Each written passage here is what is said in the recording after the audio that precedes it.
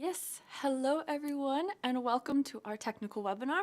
My name is Shaylin Myers. I'm a sustainability and environmental specialist at Seco. I'm coming to you live from our studio in our innovation hub at Germany, where we just wrapped up a great two-day event about innovation. And here we'll talk about, sort of in the sustainability space, how a methodology like life cycle analysis can help you innovate and reduce the climate impact of manufacturing. So let's get into it without further ado. Yes, so traditional component manufacturing, we want it to be economic, productive, we want high quality and high reliability. But the world is changing and there's a growing importance of sustainable manufacturing. But what is driving this? First and foremost, regulatory compliance. Now, for many of you who sit in the European Union, you've probably felt this with things like the EU Product Passport, Corporate Sustainability Reporting Directive. It's a complex legislative landscape, and there's also a lot of country-specific targets related to things like net zero. There's also enhancing your competitiveness. You can improve brand reputation, have higher customer loyalty, as well as drive value through sustainable products and services. Then we have economic and resource efficiency. Sustainability isn't just good for the environment, it's also good for your wallet. And that can lead to things like, we have high cost of energy. We want to reduce, waste and the wasted materials that we spend money on, as well as address manufacturing challenges such as underutilized tool capacity with a new lens. Then we also want to future-proof our businesses, attract future talent, secure resources, and also comply with that complex legislation I mentioned earlier. So this means climate mitigation can be key for future-proofing more value-oriented business. But why climate mitigation? There's aspects like resource as well, but climate can be a holistic sort of indicator. Why is that? There's a high focus on addressing climate change from regulations, customers and stakeholders. Investors as well can ask a lot of times about climate impact and what you're doing to mitigate it. Resource efficiency and climate mitigation go hand in hand. So that way it can be a good metric to measure those hot spots, especially in terms of material as well. Process efficiency and climate mitigation also go hand in hand, and this supports reducing costs. So therefore, kilogram CO2 can be your holistic measurement for sustainable manufacturing and a great communication tool for external stakeholders. So then you have this future picture of, having your economic, your productivity metrics, as well as your sustainability one. But you need to find that most effective balance. Is it easy, or do you have to consider a few things? Well, in a lot of cases, there is challenges around sustainability that can drive complexity. Data. How do you understand your footprint? How do you have that management in place so that you can understand hotspots and target resources most effectively? That can also lead to trade-offs. You do a good thing one place, and that can also impact and lead to unintended consequences in the other. So how do you understand, when I'm doing this, what happens here? That leads to a high level of complexity. Sustainability is complex. That's probably why I have a job. And that means there's many different aspects to consider. There's also the economic and resource investments. I did mention that sustainability can be good for your wallet, but that's with the more long-term holistic perspective. There are investments and resource requirements into sort of addressing key challenges. Communication and identification. If you're taking time and money to actually do these good things, how do you communicate it and take full advantage? And thus, how do you actually prioritize those resources? So it's a complex landscape. But one methodology that I will hopefully walk you through a little bit today will kind of help set the scene, start building those hotspots, address some of these challenges, and provide a clear path forward to integrating sustainability into the manufacturing process. So let's get into life cycle assessment. So life cycle assessment, or LCA, is a systematic approach to evaluating the environmental impact of a product or service sometimes at each stage of its life cycle. So this is everything from raw material, commonly referred to as the cradle, to production, how it's transported, how it's used, and then how it's disposed of at its end of life. So here you can see, you're taking into account the whole lifetime. So giving that holistic picture and understanding trade-offs, not only in one stage of the product's life cycle, but throughout all of it. So it's holistic, and you can really apply it in a way that helps you with different ways of benefits that you will go through later. There is an LCA framework that's governed by the ISO standard. And to go into that a little bit, it kind of helps with that perspective, but how do you approach it? What are your steps? It includes the following steps of goal and scope, inventory analysis, the impact assessment, and interpretation. This is an iterative process, so you might start with the goal and scope, or you should actually, and then you go into the inventory analysis, the impact assessment, and then as you're going through the interpretation, you might realize, oh, we need to go back to one stage or the other. This will be a bit clearer, hopefully, as we walk through the material, and today we'll focus a bit on sort of the goal and scope, as that kind of sets the standard and would help guide you forward. And then, of course, inventory analysis, that data collection, impact assessment, that's going to really depend on how you utilize this methodology and your current scenario. There are some relevant standards and frameworks, as I mentioned. You have the general methodology that we went through, but there's also things like product category rules and a sort of instructions, and this builds the base for what's called an environmental product declaration that is sort of governed by an international standard. So for some products, you actually already have rules and set methodology that should be followed in this sort of space if you want to have an environmental product declaration. Not all LCAs are environmental product declarations, but all environmental product declarations are a form of life cycle assessment. In some cases, you already have those rules, which is easy. Sometimes you don't, like with our cutting tools, so that makes it a bit trickier. But yeah, so it might be a different context depending on what you're producing. But how do I conduct an LCA? Where do I even start? This is the overview, hopefully not too intimidating, of the process, starting with that goal and scope, really looking into what do I want to study? What am I using this result for? Am I optimizing my internal processes? Am I trying to create the most environmentally friendly product for my users? And that leads you to your inventory. After you set those boundaries, you set that goal and scope, then you can collect the right data. LCA is a bit data heavy, so it's really important to have the proper sort of goal set, so that way you're not collecting data that you don't necessarily need or is going to delay the process because it becomes too complex. Then step 3, the super fun part, is getting into your LCA software and actually modeling. I would recommend using a lifecycle assessment software because that helps, with, inputting the data in the right way, getting the results, building your graphs, and also doing things like scenario analysis so for example, if you conduct a life cycle assessment in sort of your current, how your manufacturing is today, you can also conduct scenario analysis, which would allow you to simulate a different situation. You have more recycled materials in your product. You've changed to entirely renewable energy in your production. And then that way you can play around and also see what are the things that actually help me drive more sustainable manufacturing. You have your impact assessment. Once you have your results, you can look at what your hot spots are and really start to dig into what are the best improvements if you want to reduce your environmental impact. And then you have the interpretation, and that's usually where that scenario analysis comes in. Here you have on the bottom sort of a flow in terms of data, putting it into the software. There are some different assessment methods that you can look into, as well as databases. So a lot of times you won't have all the data you need, especially from your upstream and downstream actors. So that could be your suppliers, you could be your customers. So sometimes you have to rely on these sort of international databases that can help you give you a start as you start to engage your entire value chain. Then you have your environmental impact results, and this can be everything from, your global warming impact, so CO2, but there also are some other environmental factors you can assess, and that can be everything from things that impact water, soil, human health, and that kind of goes into what impact assessment method that you choose. So we're going to dive a little bit more into the goal and scope because this really sets the foundation. I won't go through too much like the inventory, the modeling. That's a bit more complex. It really depends on your process, but also, there's a lot of different softwares out there. So if you have some questions around that, we can take those. But for today, we'll focus on kind of setting the scene. How do you start with this process and what are the actual benefits? So goal and scope, the most important part. What are you studying? What do you want to use this for?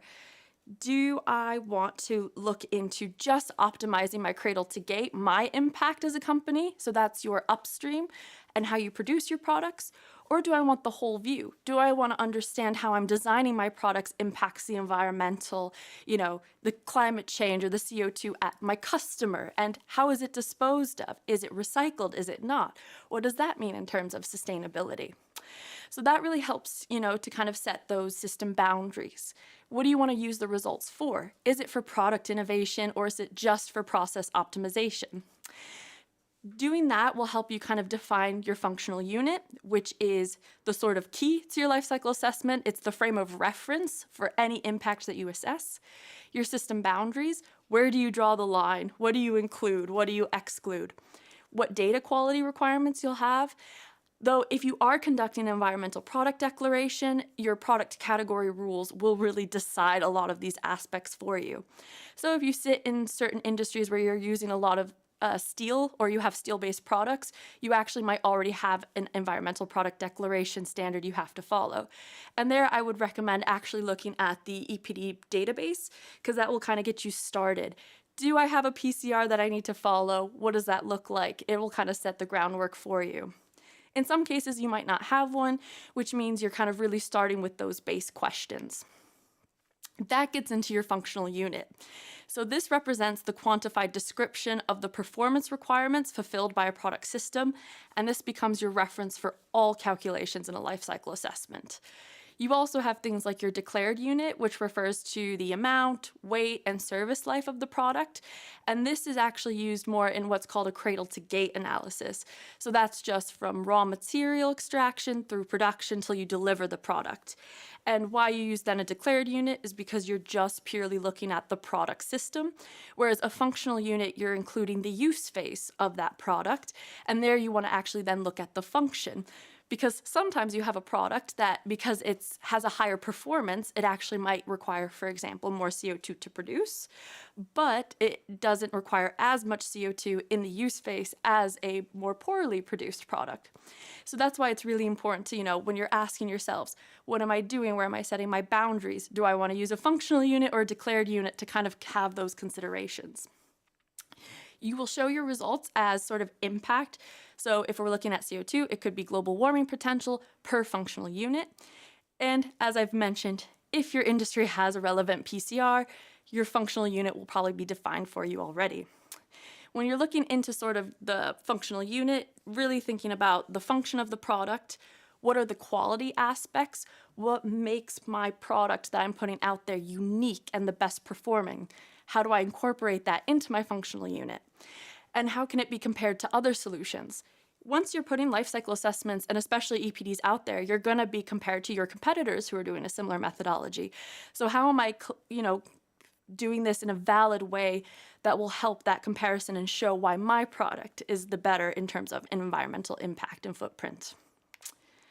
Here are some just examples to make it a bit more concrete because it can be a bit fluffy. So if we're looking at the energy sector, some examples of functional units could be electricity generation, so 1 kilowatt hour of electricity delivered to the grid. For solar panels, it could be, the producing electricity over a set time frame. So you can also limit or have the functional unit as time-based, or it doesn't have to be either. For automotive, it could be 1 vehicle kilometer traveled, a passenger kilometer traveled. The battery production might be a kilowatt hour of battery capacity. And if we look into aerospace, it could also be 1 aircraft produced or 1 flight hour of operation. And that is sort of then how you would look at the impacts, like, oh, it's 10 kilograms of CO2 for an flight hour of operation. An example of a functional unit versus declared is if we look at a wind turbine, and it needs to deliver electricity to the power grid. So the functional unit would then be a kilowatt hour of electricity, and then the declared unit would be that sort of either 1 wind turbine, or if you wanted to look at 10 specific wind turbine production. So hopefully that makes it a little bit more clearer. And once you've set your functional unit, your declared unit, or both, then that really helps with when it comes to system boundaries. And that really divides the process studied into the system and the surrounding processes that are either included or excluded from the study. Your core processes, so that's your production, is the most important to include because a lot of times if you're looking at standards, if you want to go for third-party validation, that's what they're really going to focus on in terms of data, included data, and data quality. The product category rule, if you have one again, will already define the system boundary for you, so therefore read it carefully. So for those of you sitting in industries with product category rules, a lot of this kind of base stuff is already defined, which might make getting into this space a bit easier. But don't fret if you don't have one. I mean, sitting down, having those questions, defining your goal and scope will really help you in this process. And I promise you this by speaking from experience. So then we're getting into system boundaries. Okay, what am I included? Yeah, well, here you have the upstream part. That's going to be your raw material. What is the impact from your supply chain? How is it being transported from your suppliers to your production unit? And how is it being processed by your suppliers?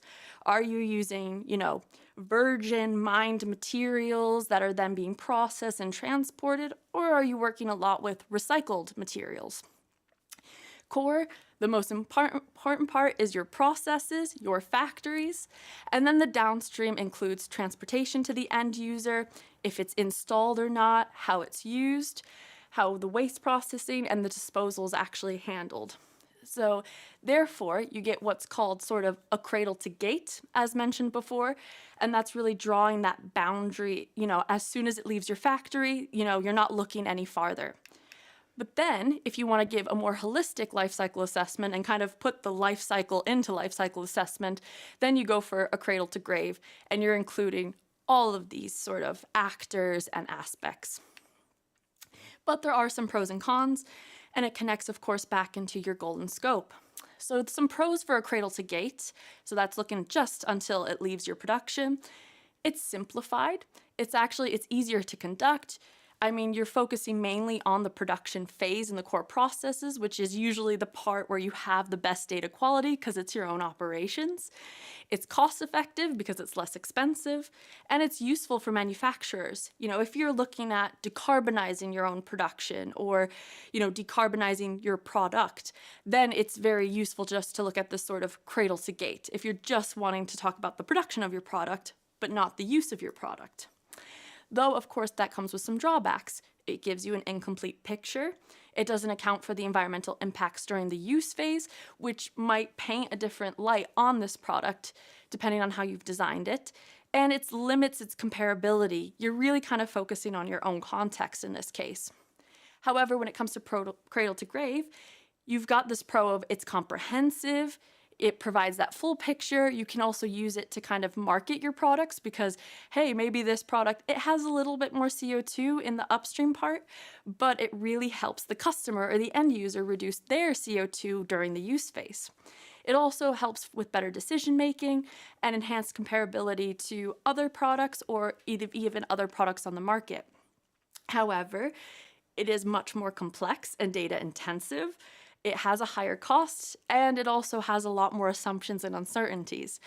Of course, you can engage suppliers and start to get better supply chain data, but if you have products that can be used 100 million different ways, you are going to have to make some assumptions on how the end users are actually using them. So when you choose between a cradle to gate and cradle to grave, it really depends on that goal, how much resources you have at the moment, and do you want to focus on production efficiency or have a more holistic view? If you're unsure, starting with cradle to gate can be a really great way to get up and running because it's much easier, if you start with cradle to gate. You've kind of started with the methodology, you have most of the puzzle in place, and if later you really want to extend it, then you can build off of it because you'll always need that cradle to gate part for the cradle to grave. So this is just to give you a bit of a very loose, fluffy system boundary for a CNC machining scenario. Here you can see, how does it end up being then divided between upstream, core, and downstream. And, this is super like a high-level example, but, what you might be inputting in here is, your type of raw material, how much it weighs, the location of where it's coming from, being processed, how it's being transported, and then your output from this phase should be that material needed for your machining process. Then your core will be your energy consumption at your site. If there's any in sort of bound transportation, are you consuming coolant or other aspects to produce this component? How are you packaging that material? And that will give you sort of an output of your environmental wastes and your one packaged and machine component. Then that downstream will be, okay, how do I distribute this? Am I flying it from my distribution center to the end user? Is it going by road? A combination of the two. And then you have your use phase scenarios. You know, how is the end user theoretically using this product? What are they consuming to use this product? And you also have maybe potentially installation. Do you need to replace certain parts throughout its lifetime? You can also include things like remanufacturing in this to show the benefits of, you know, if you have more circular solutions or if you remanufacture components instead of just scrapping them, what are the actual savings? And then, of course, ending with the end-of-life treatment scenario. And there you can look into, you know, are we incinerating, just throwing away, or even recycling this product to give it a new life? That does lead to sort of data quality requirements. This is more important, you know, if you want to kind of communicate it externally, if you also want to use get third-party validation. There are different levels of sort of data requirements. So you have your primary data, which is the data collected directly from the source, and then your secondary data. That's data collected from a generic source. And if you're doing an environmental product declaration, you need specific and primary data on your core processes. Other than that, you can get away a bit with that generic or estimated data for your upstream and downstream, because of course you don't control those processes or have direct influence on them as much as your core. So that means, you know, specific data, that's looking, you know, are you pulling actual energy consumption information from your production? Do you know the exact bill of materials going into your product? Selected generic data could be, you know, estimations based off of similar products, statistics, public documentation, and then your generic data, that's, you know, looking at industry organizations, commercial libraries, as well as sector-based data. So there it's, you know, again, the main requirements are going to be on your core processes, having primary data and having specific data. And then from there, sort of doing your best within, you know, what's required and, you know, what are you using this LCA for to get as much data as possible. Of course, in a perfect world, you would have primary data from your entire value chain, but that's unrealistic, most likely, unless you have really great supply chain and customer collaboration. So what are the benefits of this? And as you've noticed, we're not modeling anything today. We're not going to go through sort of that inventory scenario analysis. There, I would recommend to maybe read some studies. There'll be a couple examples in the rest of these slides, but that way to get a better idea. But modeling is quite complex. It's not the most fun part of life cycle assessment, and it can really depend on different scenarios. So, and maybe you can, my email will be at the end of this if you want to connect and discuss more on those later parts. We can also do that as well. But why are we working with life cycle assessments? As you can see, it's a little bit of it's a data demand. It's going to take some time. You're also going to need to build up some competencies in terms of LCA modeling. But there is, you know, seen benefits, and that's, you know, by understanding a product's footprint, you can identify opportunities for improvement, optimize resources, and provide customers with transparent, actionable data if you do the whole life cycle assessment, of course, and it'll give you that compliance with future legislation. It can be utilized in strategic discussions. It can also be utilized for product development, really giving your R&D teams the tools to say, okay, if we want to redesign this product and make it more climate friendly, how do we do that? Is the hotspot in the material? Do we need to try to design for more recycled material into the product? Is that our hotspot? But it gives you that clear emission tracking to say, okay, where is my impact coming from in the value chain? Is it how the product's being used, being produced, or how it's the raw material? Probably for the most part, you'll find, especially if you're working with, tools, if you're working with automotive and aerospace, your use phase is going to be where a lot of impact comes from. It also is really good for communication, and to just bring it back to machining a little bit, it's good for sustainable tool maximization. And I kept mentioning this EU product passport. I thought it would be good to go into the relevance because it could, be a way to show you that this is a good methodology, but it might become a requirement for some of you. So what is the digital product passport? Just to give you a warning, is to simplify digital access to the relevant product-specific information in the areas of sustainability, circularity, and legal compliance. Basically, this is just saying for certain goods that are being put to the EU market, you need to be able to scan a QR code, and then you get all the information on the CO2 impact of this product, how much recycled content is in there, how it complies with other legislation like REACH and ROS, so in the more chemical space, and even how you might be able to best dispose of this, product in a more circular manner. So if you need to break it down for recycling, actual instructions to do that. Each industry sector will be hit a bit differently, and you'll get a delegated act which sets the rules for that product information group. And just to show you, it's a part of kind of an ongoing legislation called the Eco Design Requirements, and it will be uniquely linked to a product. And then usually it'll take place through a product unique identifier embedded in the, a data carrier or the product itself. What does that mean? When are we expecting this to hit? Well, the first delegated acts are expected around mid-2027 if all things happen as they're set to. And those first delegated acts will impact those industries with the highest, usually climate impact, and that could be things like textile, steel, and batteries. Those maybe from a more environmental standpoint have a higher impact, so then the EU is targeting them first. And working with life cycle assessment provides that kind of key way to be able to comply with the digital product passport and provide information in a clear way, but then also be set to sort of utilize it for internal improvement processing while being able to communicate to those needed external stakeholders. So you get those opportunities to provide the CO2 footprint as well as other environmental impacts. Maybe you're sitting in an industry that's facing a lot of questions not only on CO2, but also water, impact on soil or human health. And life cycle assessment also allows you to pull data on that as well. It can be used as a base for product assessment. And here you can see it goes into, okay, what's needed in a digital product passport. Of course, it's not the only solution. It won't solve everything, but it provides a good base. And you might have heard of a concept called product carbon footprints. Maybe you're asked on that or you're working in that space. And that's a bit more of a simplified methodology than life cycle assessment. It's basically the same, but then you're only focusing on CO2, so it might simplify a little bit your data collection. So you can extract product carbon footprints from a life cycle assessment, but it doesn't go back the same way. To give you some examples, if you want to read more, you want to get more into this, or if just to make it a little bit more concrete, there's a huge utilization of life cycle assessment across industries and across literature.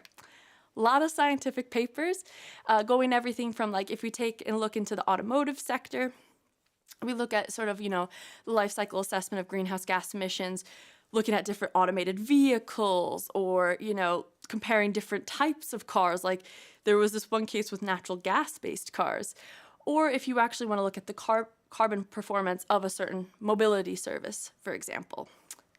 There's also examples in the aerospace industry. So this is an example of a novel life cycle assessment and life cycle costing, so putting the environmental impact also along with cost, looking at a very specific carbon fiber reinforced composite material in the aviation industry. So not only can you utilize life cycle assessment to look at environmental impact, but then it can also be largely looked into, what's the associated monetary cost as well.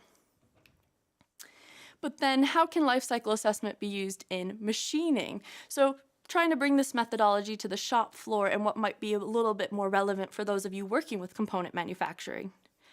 So a little question, I've been asking this throughout the entire innovation event, when I've presented, when I ask you, where does the impact come from in a machining environment? What's the first thing that pops into your head? Is it the actual spindle? Is it something else?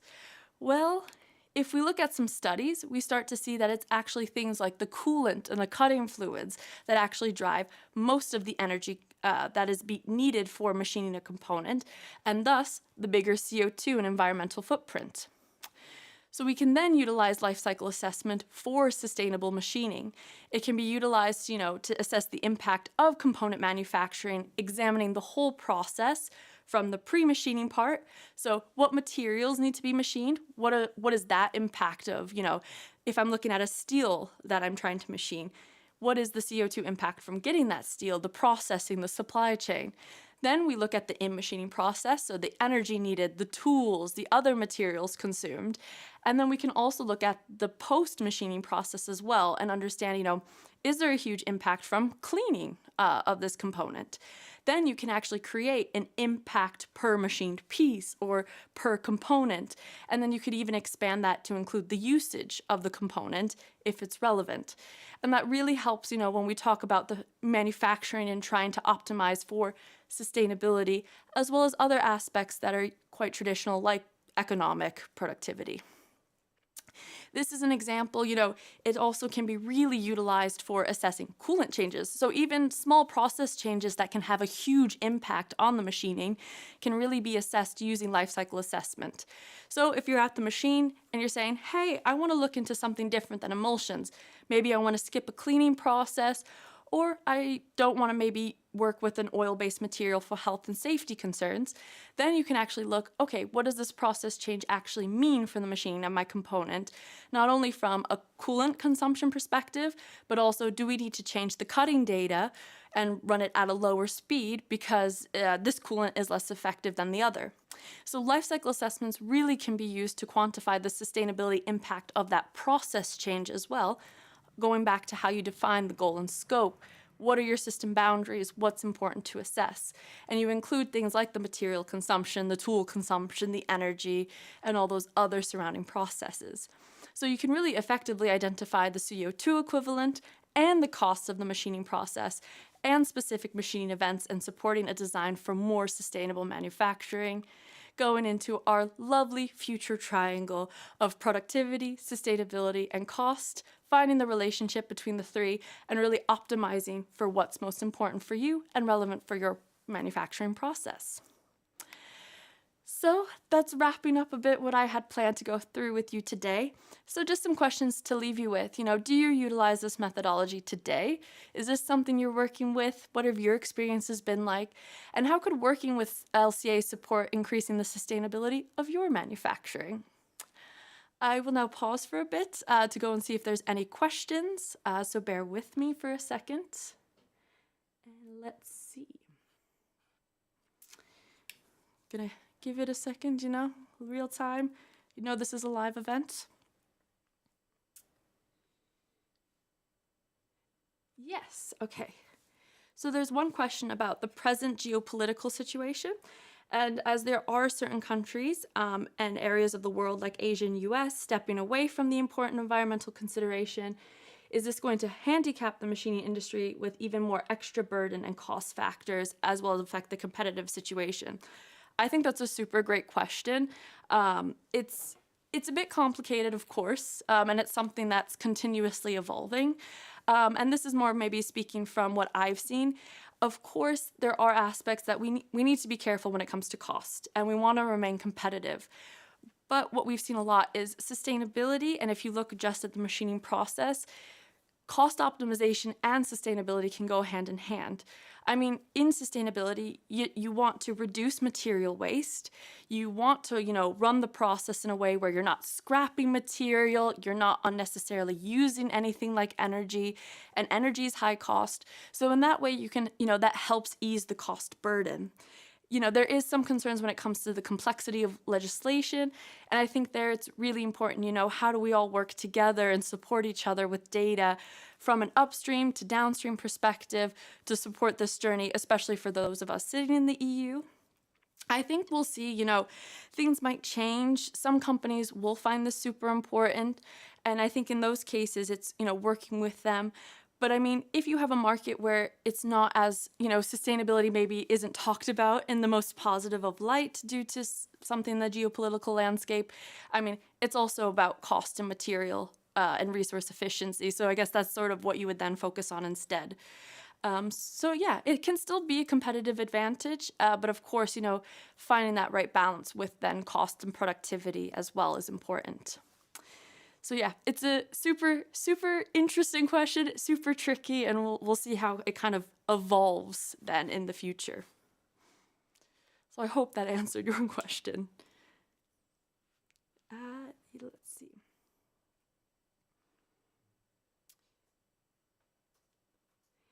Yes, another one is about common challenges and limitations of implementing life cycle assessment. Yeah, that's a good one. I can speak a little bit from sort of my experience. I mean, if we talk about common challenges, it is data. It always comes down to data, right? What data is available? What data is maybe easy to extract? Do you have multiple sites producing the same components? How do you get data? Can you get data from one site? Is it limited from another? So I will say, it's data management for sure, and kind of knowing where to start and making sure you set the right boundary. So then that way you're not also, taking more time than necessary and allocating more resources than necessary. So it goes back to really important to set that goal, that scope of work, and then that way, you kind of limit then how much impact that data collection process will have, but it's still challenging.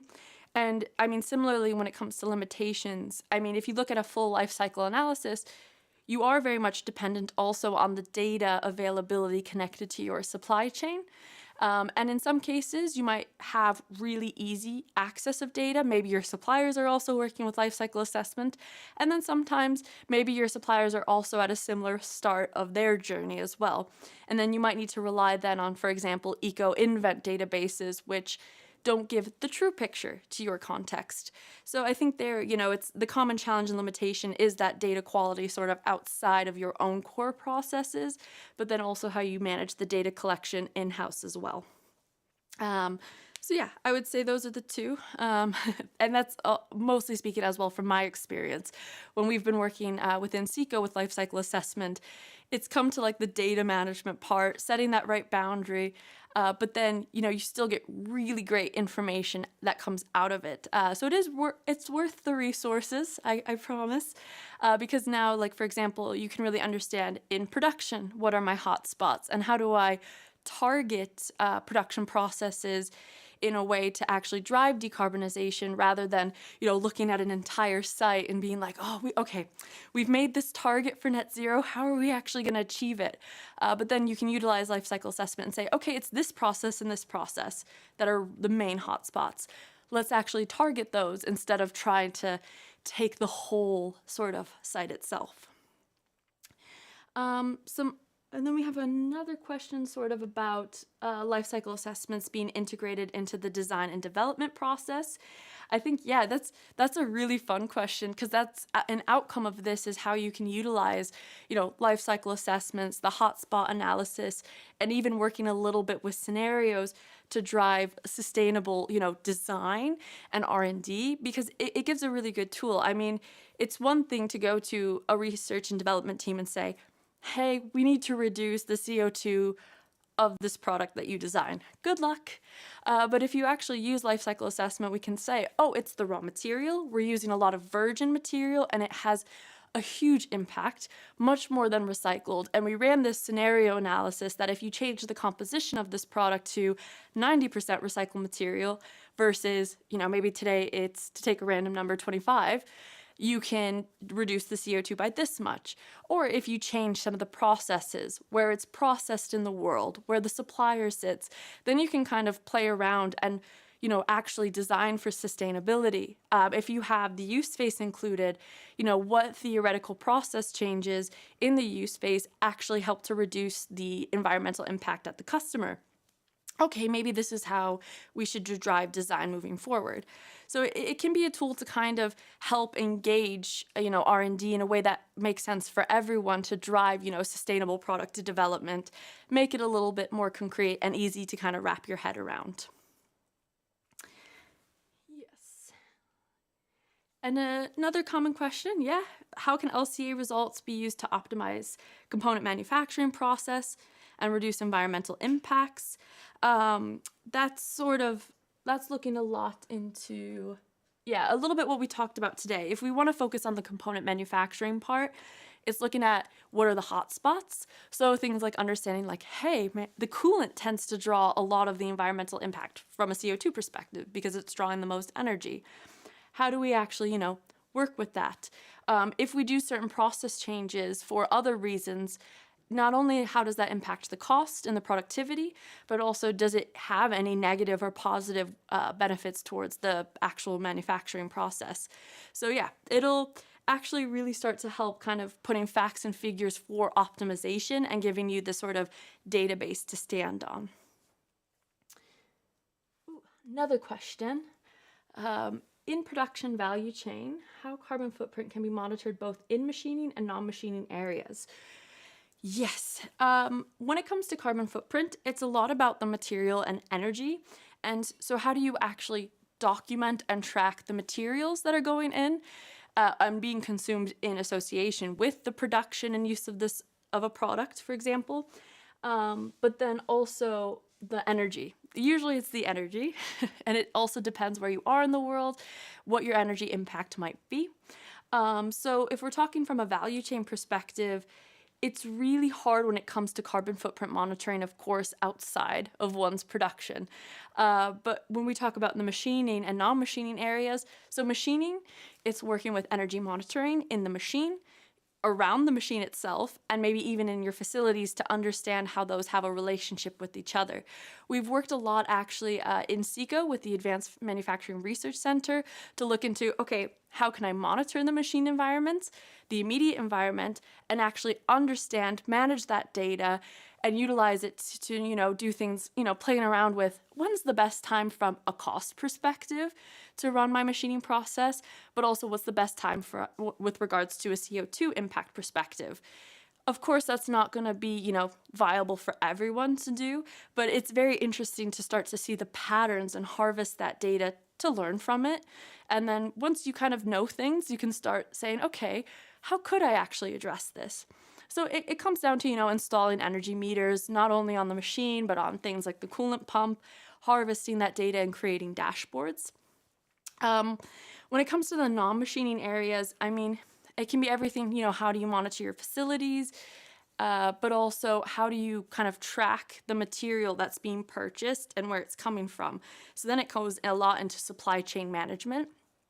I will say for the use phase, a little bit more complex to answer because, of course, there are many different products out there and how they can be used. So there it's sort of building more knowledge about, working maybe with some close customers, understanding how they run the products and processes, and then creating, modeling situations. From experience, when we were doing the life cycle assessments for our cutting tools and trying to, go into monitoring the value chain area, we looked a lot into sort of simulation and things like the cutting data engine that we have, and okay, can that help us just to build a base to start playing with? Then how do we get input from some of customers as well who maybe have energy monitoring already in their facilities and in the machining environment to validate what we've been looking at, but also just to build more knowledge. So of course you're not going to be able to cover everything, but maybe working with, for example, those key suppliers that have your most impactful material and some key customers can help you start to build that picture of your value chain, and then just building it slowly and slowly. But yeah, so monitoring the machine environment, much more feasible than the value chain, I can say. Yes. While we're waiting for maybe some more questions to come in, one last slide, of course, is my information. Here you'll find my email. You can also find me on LinkedIn by putting in my name. If you have any further questions that pop up or you would like to connect more on this topic, please send those emails and, come in. It's life cycle assessments can be a bit complicated to work with, and it's, value chain collaboration always makes it easier, but also sharing best practices can help in this journey. So yes, please, send those questions. And with that, maybe I'll start wrapping up. And I just want to say a big thank you for joining us today. Life cycle assessment's a bit complicated, so I hope this just gave you a better base to start understanding the concept, how you can work with it, and how it can even benefit you wherever you sit in the world and with whatever you manufacture. So yeah, looking forward to hearing from some of you on your experiences and your challenges, and let's make something good together. Thank you, and have a great